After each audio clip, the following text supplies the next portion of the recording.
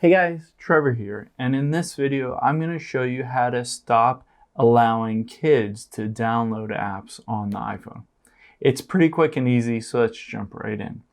Now if you have an iPhone for a kid and you don't want them to download random apps or games on their iPhone, there's a way that you can prevent any new apps from being downloaded and installed. I'll walk you through those steps. Now let's first go to settings here. Once we're in settings, we will scroll down until we find screen time, and we'll tap on screen time. Now if you already have that set up, that's perfect. If not, you just tap turn on screen time, and I'm going to hit continue. I'm going to just for this purpose hit this is my iPhone, and you can see that screen time is now set up. To be able to limit who can download and install apps, we will go to content and privacy restrictions at the bottom here.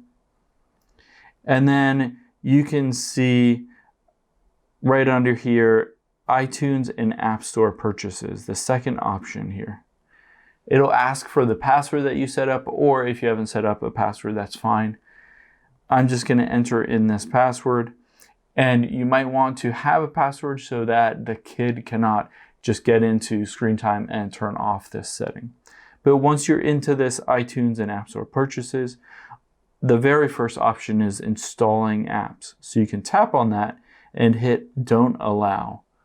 And once we get out of here, even if the kid goes to the App Store, they go try to install any kind of apps, they won't be able to install any apps themselves unless they go back into the settings here, enter in the password, which only you will know, and go to installing apps and hit allow here. So that's how you can prevent anybody from installing or downloading apps on your iPhone. Hope this helps. Let us know if you have any questions in the comments below, and make sure to subscribe. Thanks.